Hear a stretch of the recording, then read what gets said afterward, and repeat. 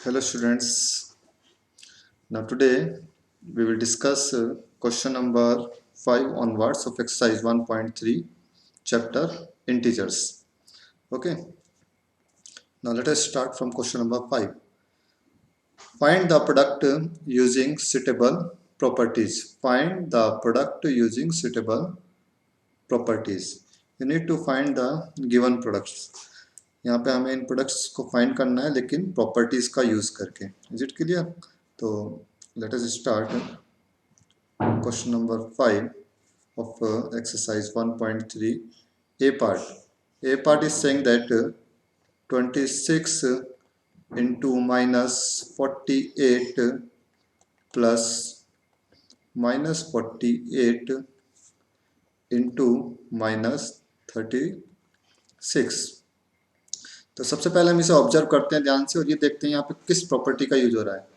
अगर मैं इसे A मानता हूँ, A and this is B, यहाँ पे हम देखते हैं B कॉमन आ रहा है, ये भी B है, -48 और इस पॉइंट को मैंने मान लिया इस नंबर को C, डिफरेंट नंबर. यहाँ पे दो नंबर सेम है बिल्कुल, -48 ये -48. ठीक है, ये प्रोडक्ट एक बन रही है और ये अनदर प्रोडक्ट है. तो यहाँ पे जिस प्रॉपर्टी का हम यूज करने वाले हैं वो है डिस्ट्रीब्यूटिव प्रॉपर्टी. पहले मैं प्रॉपर्टी के बारे में बता देता हूँ. प्रॉपर्टी क्या होती है? A multiply B plus A multiply C is equal to A multiply, A हमने कॉमन ले लिया क्योंकि दोनों में कॉमन आ रहा है, दोनों प्रोडक्ट्स में कॉमन पार्ट है. कॉमन पार्ट को हम बाहर ले लेते हैं और अंदर जो पार्ट बचता है वो रिमेनिंग पार्ट होता है में C एंड B. और यहाँ पे जो साइन है इस साइन को हम अंदर लिखेंगे, that is A multiply B plus C. इस प्रॉपर्टी का यूज करके हम इस क्वेश्चन को सोल्व करते हैं. तो यहाँ पे हमारे पास कॉमन आया -48. -48 इज कॉमन पार्ट, तो इसे हमने बाहर लिख लिया. ब्रैकेट के अंदर क्या बचा यहाँ से? A part is 26 and plus B part is -36. किस प्रॉपर्टी का हमने यूज किया यहाँ पे? यहाँ पे इस प्रॉपर्टी का नाम लिखेंगे bye using distributive property. Distributive property. Is it clear? तो एक बार सॉल्व करके देखते हैं पूरा कितना आएगा. -48 into 26 and plus -36. Since both have opposite sign, 26 is a positive and -36 negative, therefore we will subtract these numbers. In number को subtract करेंगे. इसका न्यूमेरिकल वैल्यू ज़्यादा है 36 का, तो हम इसमें से 26 को सब्ट्रैक्ट करते हैं, हमारे पास आता है 10. 36 का साइन कैसा है? नेगेटिव, तो इसके साथ साइन आ जाएगा हमारे पास negative -10. Is it clear? Now -48 into -10, since both have negative sign, तो हमें पता है -a multiply -a. Negative number में अगर हम नेगेटिव नंबर की मल्टीप्लाई करते हैं तो पॉजिटिव नंबर बनता है.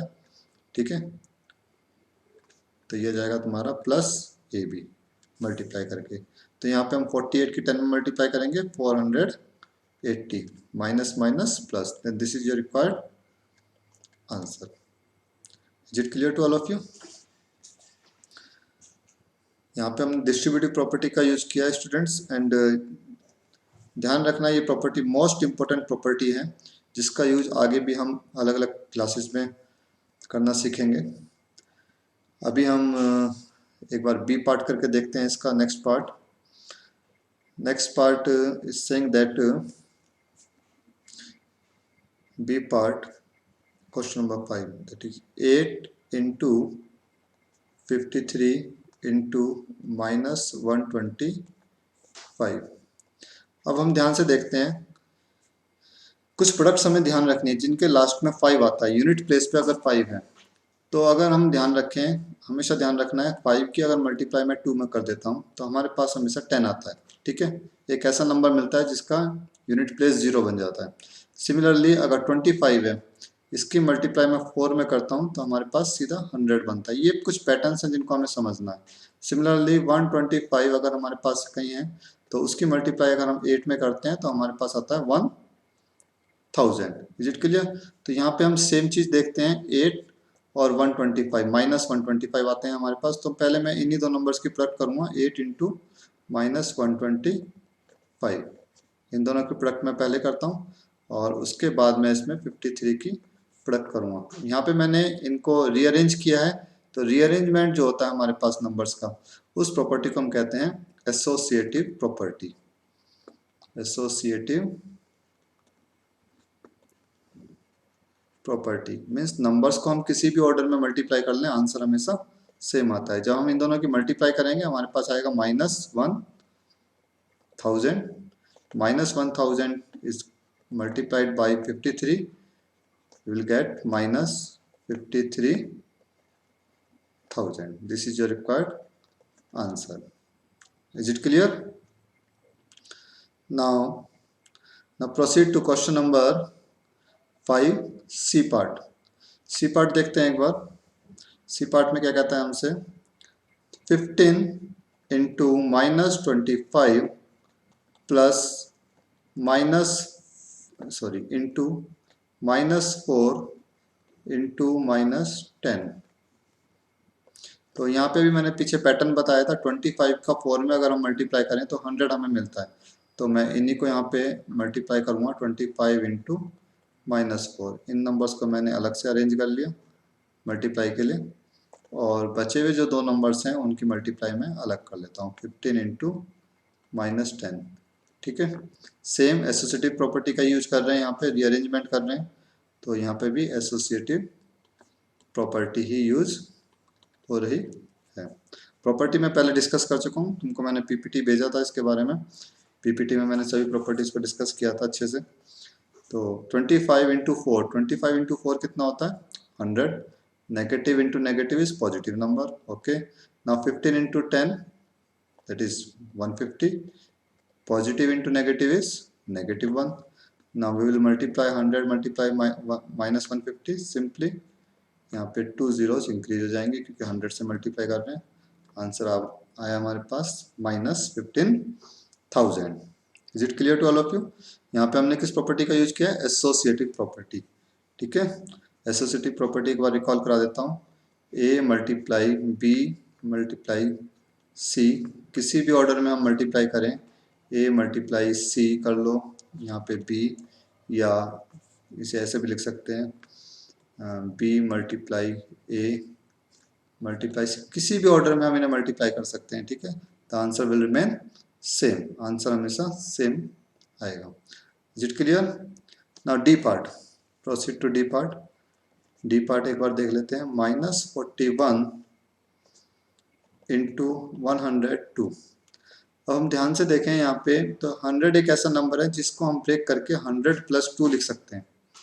जब हम इसे 100 + 2 करके लिखेंगे तो 41 का मल्टीप्लाई 100 में करना बहुत ईजी हो जाएगा। तो पहले मैं यही स्टेप करता हूँ। फर्स्ट स्टेप में -41 इंटू 102 को मैं ब्रेक करता हूँ 100 + 2। ठीक है, इसके बाद क्या करेंगे, इस -41 का मल्टीप्लाई 100 में भी करेंगे और -41 का मल्टीप्लाई 2 में भी होगा। दैट इज -41 इंटू 100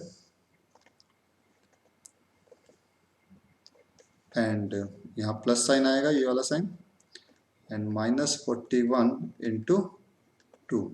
यहाँ पे किस प्रॉपर्टी का यूज किया हमने, प्रॉपर्टी बिल्कुल उसी स्टेप के सामने लिखनी है जहाँ पे हम यूज कर रहे हैं बाय यूजिंग डिस्ट्रीब्यूटिव प्रॉपर्टी। ये भी डिस्ट्रीब्यूटिव प्रॉपर्टी है। Is it clear? Now -41 into 100, -41 into 100 is -4100 plus -41 into 2, -41 का जब हम 2 में मल्टीप्लाई करेंगे तो कितना आएगा -82। नाउ दोनों को हम, दोनों options both are negative integers, दोनों नेगेटिव इंटीजर हैं, बीच में प्लस साइन है, तो दोनों को हम ऐड करके लिखेंगे, but the answer will be in negative. Answer हमारा नेगेटिव में आएगा, that is -4182। This is your required answer. Is it clear? जब भी हम नेगेटिव नंबर में नेगेटिव नंबर को ऐड करेंगे तो आंसर हमारा नेगेटिव ही आएगा, लेकिन हम आंसर को, नंबर्स को ऐड करके लिखेंगे। Is it clear? Since both have same sign, दोनों का सेम साइन है। Now proceed to part number E. E part देखते हैं एक बार डिस्कस करके। E part again based on distributive property, ये भी डिस्ट्रीब्यूटिव प्रॉपर्टी पे बेस्ड है। 625 इंटू -35 प्लस -625 इंटू 65। अब हम यहाँ पे ध्यान से देखें तो 625 ये कॉमन पार्ट है, नेगेटिव साइन है, कोई बात नहीं, नेगेटिव को हम कंसिडर करेंगे बाद में। 625 हम यहाँ पे कॉमन ले लेते हैं, कॉमन लेके यहाँ पे कितना बचा -25। Is it clear? इस पार्ट से प्लस, यहाँ प्लस साइन आ गया, 625 कॉमन लिया, यहाँ से -1 into 65। This property we use here by using distributive property. Student मैं यहाँ पे शॉर्ट में नाम लिख रहा हूँ, डिस्ट्रीब्यूटिव प्रॉपर्टी मैं बोल के बता रहा हूँ, इसलिए ध्यान रखना। Is it clear? 625 into -25 plus -1 into 65 is -65। Now 625 into, since both have negative sign, दोनों का नेगेटिव साइन है, दोनों को हम ऐड करके लिखेंगे। 665 एंड 25, तो तुम दोनों को ऐड करेंगे तो कितना आएगा -90। इट क्लियर ना? 90 का हम मल्टीप्लाई करते हैं, सॉरी यहाँ पे 35 था स्टूडेंट्स, 35, दिस इज 35। 35 को जब हम 65 में ऐड करेंगे तो आएगा हमारा -100। हम दोनों को मल्टीप्लाई करेंगे तो आंसर आया हमारे पास -62500। This is a required answer. Is it clear to all of you? इस पार्ट में भी हमने डिस्ट्रीब्यूटिव प्रॉपर्टी का यूज किया। Distributive property is the most important property of multiplication, ठीक है, under addition and subtraction. Okay, ये मोस्ट इंपोर्टेंट प्रॉपर्टी है, इसका यूज करना हमें आना चाहिए, क्वेश्चन इजीली सॉल्व हो जाते हैं, ठीक है ना। एफ पार्ट, एफ पार्ट देखते हैं एक बार। 7 इंटू 50 -2, ऑलरेडी यहाँ पे डिस्ट्रीब्यूटिव प्रॉपर्टी का यूज हुआ है। 50 -2, 7 का 50 में और 2 में हम दोनों में मल्टीप्लाई करेंगे। 7 इंटू 50, ब्रैकेट ऑपरेट कर रहे हैं, एंड 7 इंटू 2। कौन सा प्रॉपर्टी यूज हुआ? Again by using distributive property. 7 into 50 is 7 into 5 is 35, since 1 0 is there, यहाँ पे एक 0 लगा दिया हमने ना। 7 इंटू 2 इज 14। ना 350 माइनस 14, 350 में से 14 माइनस करेंगे, 10 - 4 इज 6, यहाँ 4 हो गया, 4 - 1 is 3, 336। This is your required answer. Is it clear? Now F part हो गया हमारे पास। एक बार हम इसका जी पार्ट देख लेते हैं। G part is saying that -17 into -29, -17 का -29 में मल्टीप्लाई करना है। इनमें से कौन सा नंबर ऐसा है जो नियर अबाउट मल्टीपल ऑफ 10 के पास है? -29, ये -30 के नियर अबाउट है, तो हम इसी नंबर को यहाँ पे ब्रेक करेंगे, -29 को, और इसे हम ब्रेक करके क्या लिख सकते हैं? -30 एंड +1। -30 में जब 1 प्लस करेंगे तो -29 आएगा। Is it clear? ठीक है। नाउ इसके बाद हम डिस्ट्रीब्यूटिव प्रॉपर्टी का यूज करते हैं। -17 इंटू -30 प्लस -17 इंटू 1। -17 का मल्टीप्लाई प्रोडक्ट हम 30 में भी करेंगे और -17 का मल्टीप्लाई हम 1 में भी करेंगे। प्रॉपर्टी कौन सा यूज हो रहा है यहाँ पे? Again by using distributive property. Distributive property का हमने यूज किया है। Now -17 into -30, both have negative sign, दोनों का नेगेटिव साइन है, तो आंसर हमारा पॉजिटिव आएगा। 17 into 3 is 51 and 1 0 is there. ना यहाँ पे माइनस साइन आएगा क्योंकि नेगेटिव नंबर का पॉजिटिव नंबर में मल्टीप्लाई कर रहे हैं। 17 into 1 is 17।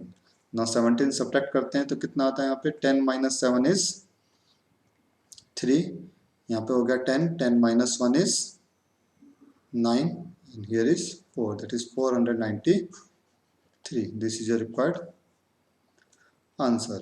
Okay, now one more part is there, एक पार्ट और है, इसे भी हम देख लेते हैं अभी जल्दी से। H part, H part again -57 into -19 plus 57। यहाँ पे हम देखते हैं 57 कॉमन पार्ट है, इस कॉमन पार्ट को हम बाहर लिख लेते हैं। 57 हमने कॉमन ले लिया, मल्टीप्लाई क्या बचा यहाँ पे, ये हो गया -1। 57 की अगर मल्टीप्लाई हम -1 में करें तो कितना आएगा, -57 आएगा। इट मीन्स -57 में से अगर 57 कॉमन ले लिया तो -1 will remain behind, into -19। 57 common आ चुका है ये वाला, यहाँ पे हो गया हमारे पास 1। Is it clear. प्रॉपर्टी कौन सा यूज कर रहे हैं यहाँ पे, again by using distributive property. Distributive property का यूज कर रहे हैं फिर से। कितना हुआ ये, 57 इंटू -1 इंटू -19 दैट इज +19 हो गया, +1। Is it clear. ना 57 इंटू 19 प्लस 1 इज 20। 20 का मल्टीप्लाई करेंगे 57 में तो 0 हो गया। 7 into 2 is 14, 5 into 2 is 10, 10 plus 1 is 11, 1140. This is your required answer. Is it clear to all of you? Question number 5 is most important, ठीक है, क्योंकि यहाँ पे हमने डिस्ट्रीब्यूटिव प्रॉपर्टी को कैसे यूज करते हैं ये हमने सीखा, क्या यूज है, किस तरीके से यूज करना है। Now proceed to question number 6. Question number 6 is saying that, एक बार रीड कर लेते हैं question number 6। A certain freezing process requires that room temperature be lowered from 40 degrees Celsius at the rate of 5 degrees Celsius every hour. एक certain freezing process है जहाँ पे जो room temperature है, ठीक है, अभी इसका रूम टेम्परेचर 40 डिग्री सेल्सियस है, लेकिन ये किस रेट से कम हो रहा है, 5 डिग्री सेल्सियस पर आवर। ठीक है, 1 घंटे में 5 डिग्री सेल्सियस उसका रिड्यूस हो जाता है, कम हो जाता है, डिक्रीज हो जाता है। Okay, now what will be the room temperature 10 hours after the process begin. जब ये प्रोसेस बिगिन होता है तो रूम टेम्परेचर कितना होगा 10 घंटे के बाद में, 10 आवर्स के बाद what will be the room temperature. Okay, what will be the room temperature after 10 hours. तो सबसे पहले हम देखते हैं क्वेश्चन में हमें क्या दिया है। क्वेश्चन में यहाँ पे हमें दिया है क्लियरली कि 40 degree Celsius present room temperature है। ओके, तो प्रेजेंट रूम टेम्परेचर कितना है, present room temperature, present room temperature is 40 degree Celsius. Room temperature किस रेट से डिक्रीज हो रहा है, rate of decreasing in temperature. Temperature में किस रेट से डिक्रीमेंट हो रहा है, that is 5 degree Celsius per our. 1 घंटे में 5 डिग्री सेल्सियस कम होता है, तो 10 घंटे बाद 10 आवर्स के बाद कितना टेम्परेचर हो जाएगा। देयरफॉर टेम्परेचर आफ्टर 10 आवर्स,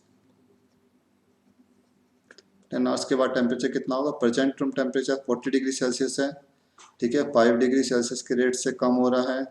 ठीक है, तो 10 आवर्स में कितना कम हो जाएगा, -5 को मल्टीप्लाई कर देंगे 10 से और इसके बाद इन्हें दोनों को ऐड कर देंगे। Is it clear. यहाँ पे टेम्परेचर डिक्रीज हो रहा है इसलिए 5 के साथ मैंने नेगेटिव साइन लगाया। Is it clear. ना 40 एंड 5 into 10 इज -50, -50 हो गया। तो 10 डिग्री 10 आवर्स के बाद टेम्परेचर आया 40 - 50 is -10 degree Celsius. This is your required answer. Okay, एक बार देख लीजिए जल्दी से। प्रेजेंट रूम टेम्परेचर था हमारा 40 degree Celsius, rate of decreasing in temperature, temperature किस रेट से डिक्रीज हुआ, 5 degree Celsius per hour, means 1 hour में टेम्परेचर 5 डिग्री सेल्सियस कम हो जाता है, डिक्रीज हो जाता है। डिक्रीज होने के लिए हमेशा हम नेगेटिव साइन का यूज करते हैं ना। टेम्परेचर आफ्टर 10 आवर्स, 10 आवर्स के बाद हमारे पास टेम्परेचर कितना होगा, अभी 40 डिग्री सेल्सियस है, प्लस इसमें हमने 5 डिग्री सेल्सियस के रेट से डिक्रीज हो रहा है तो -5 कर दिया इसे, मल्टीप्लाई 10 की मल्टीप्लाई कर दी क्योंकि 10 घंटे में इतना टेम्परेचर कम हो जाएगा। दोनों को ऐड किया, -40 - 50 that is -10। This is the required answer. Is it clear to all of you. Now proceed to question number 7। Question number 7 देखते हैं एक बार। Solution of question number 7। In a class test containing 10 questions 5 marks are awarded for every correct answer. एक class test में 10 questions दिए गए जिसमें 5 marks are awarded for every correct answer. ठीक है, जितने भी क्वेश्चन बच्चा सही अटेम्प्ट करेगा, करेक्ट आंसर होंगे जिनके, उसके लिए उसे 5 मार्क्स दिए जाएंगे एक क्वेश्चन के लिए। And -2 marks are awarded for every incorrect answer. अगर बच्चा गलत आंसर देता है, इनकरेक्ट आंसर देता है, तो उसे -2 मार्क्स अवॉर्ड किए जाएंगे। And 0 for questions not attempted. और अगर किसी बच्चे ने कोई क्वेश्चन अटेम्प्ट नहीं किया तो उसे 0 मार्क्स दिए जाएंगे। Is it clear? Now A part, first part, Mohan gets 4 correct and 6 incorrect answer. Mohan के 4 करेक्ट हैं and 6 incorrect answer. What is his score? उसका स्कोर कितना होगा? तो एक बार देखते हैं कितने मार्क्स अवॉर्ड कर रहे हैं करेक्ट के लिए, 5, इनकरेक्ट के लिए -2 marks awarded for correct answer. Correct answer के लिए मार्क्स दे रहे हैं उसे 5। Similarly marks awarded for incorrect answer, incorrect answer के लिए मार्क्स उसे दिए जा रहे हैं -2। ठीक है, जो बच्चा अटेम्प्ट नहीं कर रहा उसके लिए 0 मार्क्स दिए जा रहे हैं, उसे लिखने की जरूरत नहीं है फिलहाल। ना first part, Mohan gets 4 correct and 6 incorrect answer. Mohan के 4 करेक्ट हैं, 6 इनकरेक्ट हैं, तो उसका स्कोर कितना होगा? ठीक है, since Mohan gets 4 correct and 6 incorrect answers, therefore his score, उसका स्कोर कितना हुआ? टोटल स्कोर कितना होगा मोहन का? 5 marks for correct answer. Correct answer के लिए 5 मार्क्स दिए जा रहे हैं। करेक्ट आंसर के कितने? 4, that is 5 × 4। Is it clear? ये उसका करेक्ट आंसर का स्कोर हो गया। प्लस इनकरेक्ट आंसर का स्कोर कितना होगा? इनकरेक्ट आंसर्स के लिए -2 मार्क्स अवॉर्ड किए जा रहे हैं। ठीक है, इनकरेक्ट आंसर्स के कितने? 6। इसके लिए 6 से मल्टीप्लाई कर देंगे, कितना हो जाएगा? 5 × 4 is 20 and -2 × 6 is -12 and 20 - 12 is +8। This is his score. इसका फाइनल स्कोर कितना हुआ मोहन का? +8। Is it clear to all of you? Similarly for part B की अगर हम बात करें, Reshma gets 5 correct answer and 5 incorrect answer. Reshma के 5 करेक्ट हैं, 5 इनकरेक्ट हैं, then what is her score? उसका स्कोर कितना है? ठीक है, सेकंड पार्ट भी एक बार हम देख लेते हैं यहीं पे।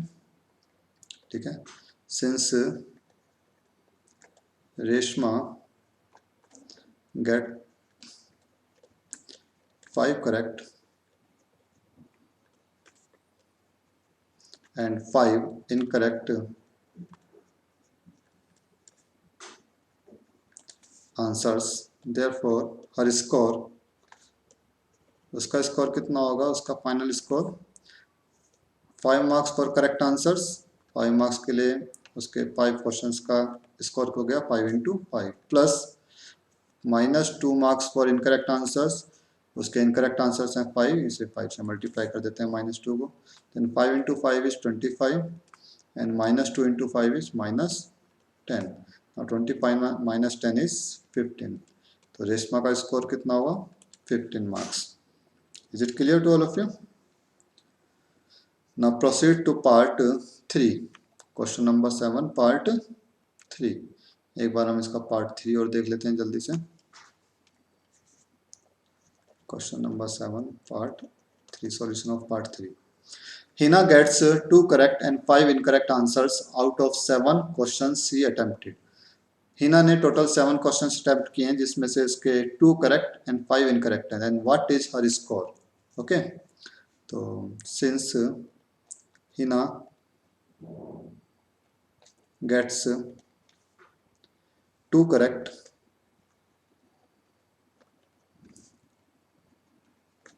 And 5 answers, 2 correct and 5 incorrect answers, therefore her score, उसका फाइनल स्कोर कितना होगा हिना का? एक बार देखते हैं। तो इसको 5 मार्क्स मिलेंगे करेक्ट आंसर्स के लिए तो 2 करेक्ट आंसर्स हैं, then 5 into 2 is for correct answers. Incorrect के लिए -2 मिलते हैं। इनकरेक्ट आंसर्स कितने हैं इसके? 5। इसको 5 से मल्टीप्लाई कर दिया, that is 5 into 2 is 10 and -2 into 5 is again 10। 10 minus 10 is 0। Okay, तो हिना का स्कोर कितना हुआ? 0 marks in the final. Okay, now proceed to question number 8। Question number 8 की तरफ प्रोसीड करते हैं एक बार। Question number 8 is saying that a cement company earns a profit of 8 rupees 8 per bag of white cement। एक cement company है जो दो तरह का सीमेंट बनाती है, एक white cement and grey cement. Second is grey cement. तो वाइट सीमेंट पे उसे प्रॉफिट होता है ₹8 पर बैग। एक बैग को जब वो सेल आउट करते हैं तो उसे ₹8 ₹8 का प्रॉफिट होता है, ठीक है। एंड ए लॉस ऑफ ₹5 पर bag of grey cement sold. अगर वो ग्रे सीमेंट को बेचते हैं तो उसे ₹5 का लॉस होता है, ठीक है। ना ए पार्ट में कहता है the company sells 3000 bags of white cement. Company ने 3000 सीमेंट बैग्स जो है वाइट सीमेंट के बेचे and 5000 bags of grey cement. Grey cement का उन्होंने टोटल 5000 बैग सोल्ड आउट किया। Then what is its profit और लॉस। तो उसका प्रॉफिट या लॉस कितना होगा? ओवरऑल प्रॉफिट या लॉस जो भी होगा वो हम कैलकुलेट करके बताएंगे यहाँ पे। नाउ क्वेश्चन नंबर 8 एक बार देख लेते हैं। एक मिनट, थोड़ा सा इसे पेन को पतला कर देता हूँ अगर तुम्हें दिखाई देगा तो यहाँ पे देखते हैं प्रॉफिट ऑन वाइट बैग। पहले हम देख लेते हैं एक बैग पे कितना प्रॉफिट हो रहा है वाइट बैग के। तो बिल्कुल भी दिखाई नहीं दे रहा ना। प्रॉफिट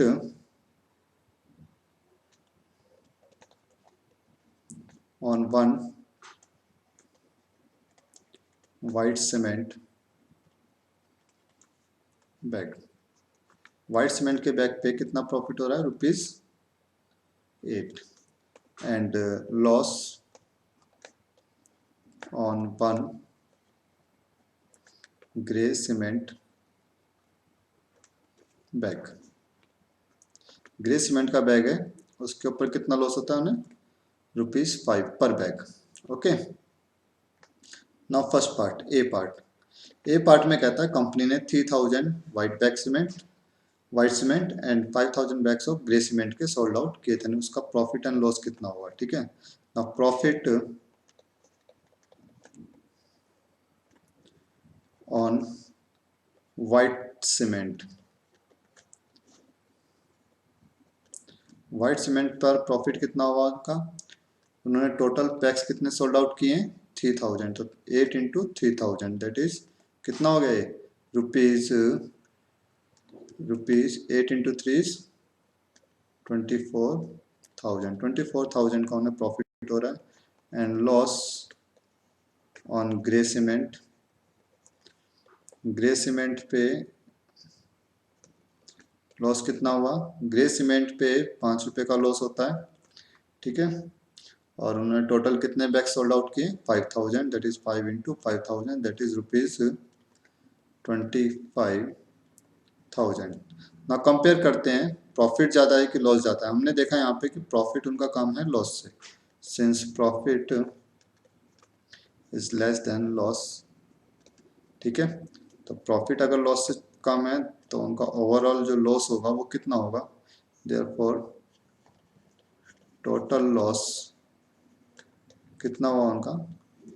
25,000 में से माइनस कर देंगे कितना? 24,000 दैट इज ₹1,000 उनका लॉस आया माइनस करके। Is it clear? ₹1,000 का उन्हें लॉस हो रहा है। यहाँ पे हमने देखा 24,000 कम है, 25,000 से न्यूमेरिकल वैल्यू इसकी कम है इससे, तो ऑब्वियसली उसे लॉस होगा। कितने रुपए का लॉस हो रहा है? 25,000 में से 24,000 को माइनस कर देंगे, 1,000 का लॉस हुआ है उन्हें। Is it clear? इसमें एक बी पार्ट हो रहा है, उसे भी हम देखते हैं जरा। B part is saying that what is the number of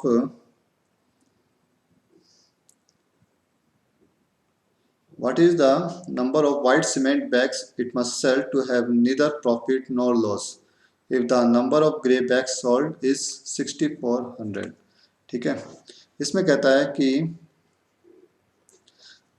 what is the number of white bag cement के कितने, वाइट सीमेंट के कितने बैग्स हम सोल्ड आउट करें जिससे कि हमें ना तो प्रॉफिट हो ना ही लॉस हो। हमें कोई भी प्रॉफिट या लॉस नहीं होना चाहिए, लेकिन कंडीशन ये है कि हम ग्रे बैग्स के कितने बैग्स, कितने ग्रे सीमेंट के कितने बैग्स सोल्ड आउट कर रहे हैं, 6400। तो लेट कर लेते हैं हमने जो वाइट बैग सोल्ड आउट किए हैं वो कितने हैं।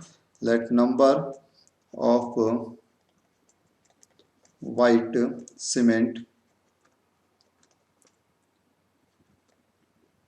वाइट सीमेंट के कितने बैग्स हमने सोल्ड आउट किए हैं, हमने मान लिया एक्स बैग्स हम सोल्ड आउट कर रहे हैं वाइट सीमेंट के। ओके, तो according to question, according to, अभी हम इक्वेशन बनाना सीख रहे हैं। इक्वेशन कैसे बनती है, इक्वेशन को सॉल्व कैसे करते हैं, इसी बुक में क्लास 7 में हमारे पास इक्वेशन एक चैप्टर आएगा, उसे हम सॉल्व करना सीखेंगे वहाँ पे अच्छे तरीके से। फिलहाल मैं जितना समझा रहा हूँ उतना आप देखिए, ध्यान दीजिए थोड़ा सा। ठीक है, टोटल उसके पास जो बैग्स सोल्ड आउट हो रहे हैं वो है 6400, लेकिन 6400 पे उसे लॉस होता है। कितना लॉस होता है, 5 रुपीज़ का। तो इसे 5 से मल्टीप्लाई कर दिया, ये उसका टोटल लॉस हो गया।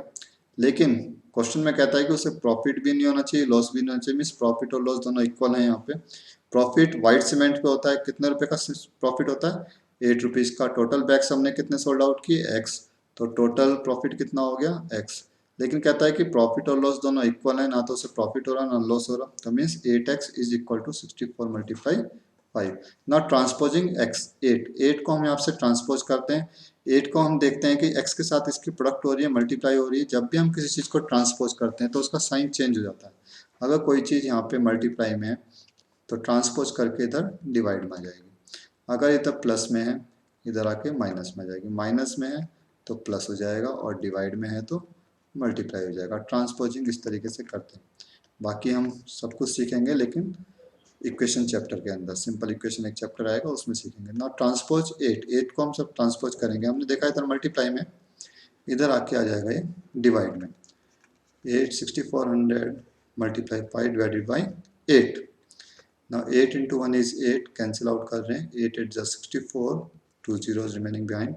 x इक्वल टू 800 मल्टीप्लाई 5, कितना आया मल्टीप्लाई करके, 5 into 8 is 40 and 2 zeros remain behind, that is 4000। तो फाइनल आंसर कितना हुआ, therefore 4000 bags of white cement, ठीक है, इतने हमें सीमेंट के, वाइट सीमेंट के इतने बैग्स हमें सोल्ड करने हैं। 4000 bags of white cement will be sold out. Okay, is it clear? Now proceed to question number 9। Question number 9 को एक बार देख लेते हैं। लास्ट क्वेश्चन है इस एक्सरसाइज का, इसके बाद ये एक्सरसाइज हमारी कंप्लीट हो जाएगी। Question number 9 is saying that replace the blank with an integer to make it a true statement। In statements को ट्रू बनाने के लिए हमें fill in the blanks करने हैं। That is -3 multiplied by what is equal to 27। A part, B part is 5 into, पहले मैं सभी पार्ट्स लिख लेता हूँ उसके बाद हम करेंगे इसे, -35। C part dash into -8 is equal to -56 and D part is dash into -12 is equal to 132। Is it clear? ना चेक करते हैं क्या आएगा। पहले फर्स्ट पार्ट को चेक करते हैं एक बार।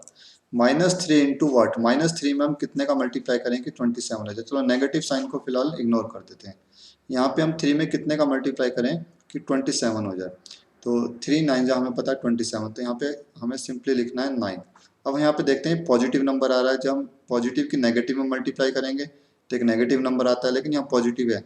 हमें पता है नेगेटिव नंबर का नेगेटिव नंबर में मल्टीप्लाई करते हैं तो एक पॉजिटिव नंबर होता है ना, -a मल्टीप्लाई माइनस ए जब हम करेंगे तो हमेशा एक पॉजिटिव नंबर ही आएगा, ठीक है, पॉजिटिव नंबर यहाँ मिलेगा हमें। Is it clear? तो ये आएगा हमारे पास answer -3 multiply -9 is equal to +27। Similarly here 5 into what is equal to 35। यहाँ पे हम देख रहे हैं नेगेटिव नंबर आ रहा है, 5 एक पॉजिटिव नंबर है, तो यहाँ पे जो भी नंबर होगा वो नेगेटिव होगा, पहली चीज। अब हम 5 में कितने का मल्टीप्लाई करें कि 35 हो जाए? 5 इंटू 7 35 होता है, हमें पता है, ठीक है। देन 5 इंटू 7 is 35 and minus positive multiply negative is negative. Is it clear? Similarly यहाँ पे अब चेक करते हैं -8 56 बनाने के लिए हम कितने से मल्टीप्लाई करेंगे? 7 से। 7 into 8 is 56, positive into negative is negative, okay. Similarly D part 12 में हम कितने का मल्टीप्लाई करें कि 132 हो जाए? 11 का मल्टीप्लाई करके 132 आता है। Is it clear? That is 11 into -12 is equal to -132 आएगा, यहाँ पॉजिटिव 132 है तो यहाँ पे इसके साथ माइनस साइन लगा देंगे, तो ये negative into negative is positive number. Is it clear? Now this exercise is completed. Now we will discuss next exercise in next video. Till then, take care and do practice of these questions by your own. This video is just for your guidance, okay? Thank you, take care, bye bye.